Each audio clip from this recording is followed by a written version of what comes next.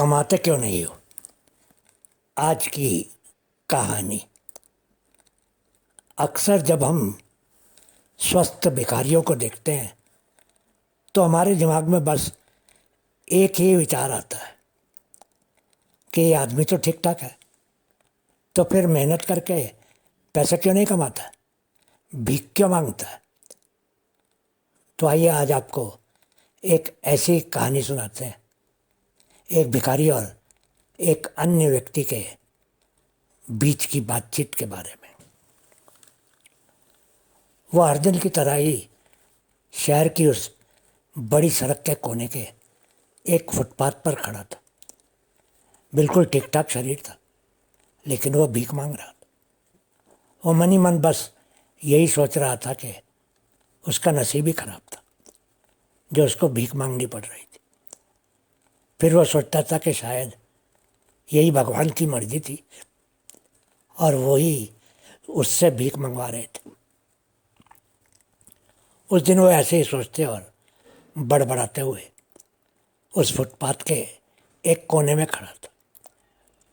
करीब 3 घंटे बीत गए थे उसको वहाँ खड़े खड़े, लेकिन एक पैसा भी नहीं मिला था सुबह से। करीब 3 घंटे पहले बड़ी हिम्मत करके उसने एक अच्छे घर की दिख रही औरत के सामने हाथ फैलाया था, लेकिन उस औरत ने उसको बहुत बुरी तरह से फटकार दिया था। एकदम हट्टे कट्टे हो, बैल जैसा तगड़ा शरीर है, काम करके पैसे क्यों नहीं कमाते हो। इतना कहा तो कहा, लेकिन उस औरत ने उसको एक गाली भी दे दी थी।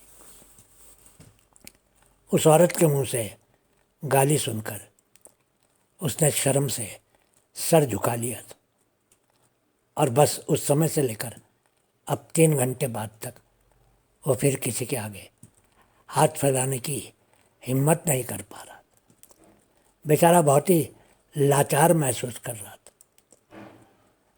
तभी उसने देखा कि एक लड़का बड़े आराम से लोगों से भीख मांग रहा था और लोग उसको पैसे दे भी रहे थे। वो लड़का उसके अपने बेटे की उम्र का था।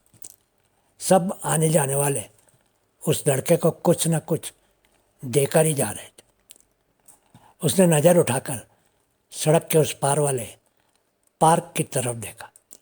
उसकी आंखें नम हो गई। उस पार्क में ही उसकी बीमार पत्नी और बेटे ने रात बिताई थी और अब धूप में बैठे बस इंतजार ही कर रहे थे। इस सड़क पर भीख मांगने के लिए आने से पहले वो अपनी पत्नी और बेटे को उस पार्क में ही बैठा कर आया था। वो नहीं चाहता था कि वो दोनों उसको भीख मांगता हुआ देखें। वो जानता था कि अगर उसकी पत्नी उसको भीख मांगते हुए देखती तो वो बहुत ही दुखी होती और उसके बेटे पर भी बुरा असर पड़ता। आगे चलकर उसका बेटा भी भिखारी बन जाता। लेकिन अब उसका दिमाग पलट गया था। जब वह उस लड़के को लगातार पैसे पाते हुए देखा तो उसको लगा कि लोग छोटे बच्चों पर तरस खाकर जरूर कुछ ना कुछ दे देते हैं। वो अब अपने बेटे को अपने साथ लाने के बारे में सोचने लगा। वो बेटे को अब भीख मांगने का साधन बनाना चाहता था। वो तुरंत ही पार्क में गया और वहाँ से अपने बेटे को ले आया। उसने अपने बेटे से कहा, जिस तरह तुम हर रोज़ मुझसे या तुम्हारी माँ से 10-20 पैसे मांगते हो, बस उसी तरह आने जाने वाले लोगों से तुमको पैसे मांगने। बहुत पैसे मिलेंगे, आज तुम पेट भर मिठाई खा सकोगे। बेटे ने तो मिठाई को न जाने कब अंतिम बार देखा था। वो तो बेचारा 2 रोटियों को ही तरसता रहता था। मिठाई तो अब उसके लिए सिर्फ एक सपना ही बनकर रह गई। उसका बेटा अचानक ही दौड़कर एक आदमी के सामने जाकर खड़ा हो गया और हाथ फैलाकर बोला, बाबूजी 20 पैसे दे दीजिए, बहुत भूख लगी है। अबे 20 पैसों से क्या कर लेगा तू? सड़क पर खड़े उस आदमी ने कहा, बाबूजी बहुत भूख लगी है, उन पैसों से कुछ खरीद कर खा लूँ। इतना छोटा है और अभी से भीख मांगने लगा है। बाबूजी भीख क्या होती है? तेरे माँ और बाप कहाँ है? उस आदमी ने उस लड़के की आंखों में देखकर, बाप कुछ दूरी पर खड़ा अपने बेटे को देख रहा था, लेकिन जब उस आदमी ने पूछा कि उसके माँ बाप कहाँ हैं, तो वो घबरा गया और सोचने लगा कि अब उसका बेटा क्या जवाब देगा। वो तो यहाँ तक सोचने लगा था कि उसका बेटा उसकी तरफ इशारा करेगा और कहेगा, वो खड़े हैं मेरे बापू, और फिर वो बाबूजी आकर उसके मुंह पर थप्पड़ मार कर कहेंगे, शर्म नहीं आती है जो इतने छोटे बेटे से भीख मंगवाते हो। लेकिन वो हैरान हो गया क्योंकि उसके बेटे ने इस स्थिति को संभाल लिया। उसका बेटा उस बाबूजी से बोला, बाबूजी मेरी माँ बहुत बीमार है। और तेरा बाप कहाँ है? उस आदमी ने फिर पूछा। बेटे ने उड़ती नज़र से अपने बाप की तरफ देखा, लेकिन फिर बाबूजी की तरफ देखकर बोला, बाबूजी मेरा बाप तो मर गया है। वो आदमी उस बेटे की हथेली पर 50 पैसे का एक सिक्का रखकर आगे बढ़ गया।